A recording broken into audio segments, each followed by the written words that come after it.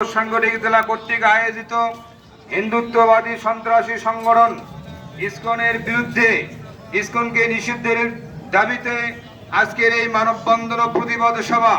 সম্মানিত উপস্থিতি, ইতিমধ্যে আমাদের আলোচকদের কাছ থেকে আপনারা শুনলেন এবং অবগত হলেন যে হিন্দুত্ববাদী সন্ত্রাসী সংগঠন ইসকন, এই ইসকন বাংলাদেশে বিশৃঙ্খলা সৃষ্টি করার জন্য তারা ইতিমধ্যেই খুন, ধর্ষণ এবং বড় বড় আলেমদেরকে হত্যার হুমকি দিচ্ছে।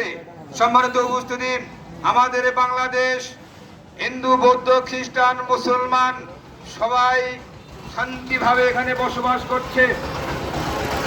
এই শান্তিপূর্ণ বসবাসের স্থানে আমাদের এই দেশের মধ্যে অরাজকতা সৃষ্টির জন্য, অরাজকতা সৃষ্টি করার জন্য এবং আমাদের দেশকে অস্থিরতা সৃষ্টি করার জন্য এই সন্ত্রাসবাদী সংগঠন ইসকন তারা যেভাবে উঠে পড়ে লেগেছে, আমরা ইতিমধ্যে যেগুলো দেখতেছি, যদি আমাদের সরকার এই উগ্রবাদী সন্ত্রাসী ইসকনকে নিষিদ্ধ না করে তাহলে সামনে আমাদের দেশের অবস্থা অত্যন্ত ভয়াবহ হবে।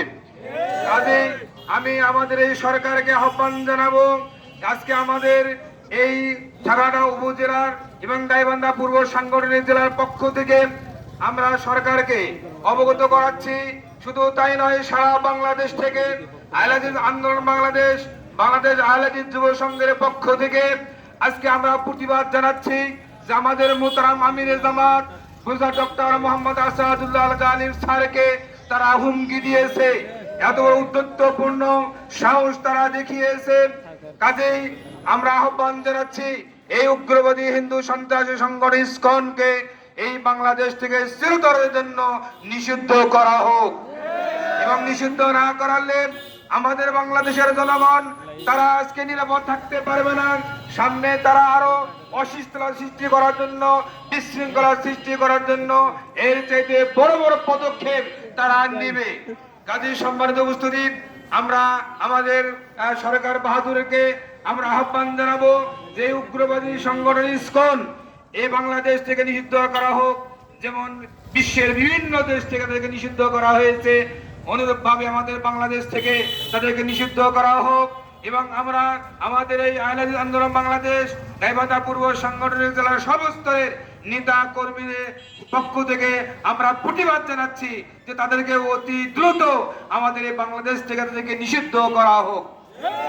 সম্মানিত উপস্থিতি, আমাদের মোহতারাম আমিরে জামাতকে তারা হুমকি দিয়েছে, এই জন্য সরকার তার আইন ব্যবস্থা হত্যার হুমকি দেওয়ার কারণে সরকার তাদেরকে আইনের আওতায় নিয়ে এসে তাদেরকে সর্বোচ্চ যে শাস্তি হয় সেই শাস্তি দানের জন্য আমরা সরকারের নিকটে উদাত্ত আহ্বান জানাচ্ছি।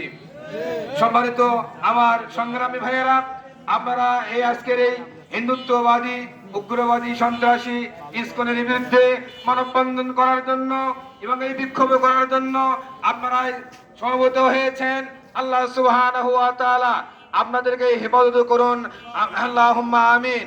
আল্লাহ পাক এই ইসলামের বিরুদ্ধে যত প্রকারের ষড়যন্ত্র রয়েছে বাংলার জমিনে, সমস্ত ষড়যন্ত্রকে আল্লাহ রাব্বুল আলামিন উৎখাত করুন, আমরা সকলে বলি আমিন।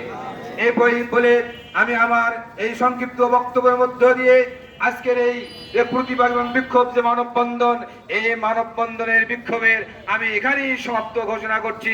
আল্লাহ সুবহানাহু ওয়া তাআলা আমাদের সবাইকে মাফ করে দিন, আমরা সকলেই বলি আমিন।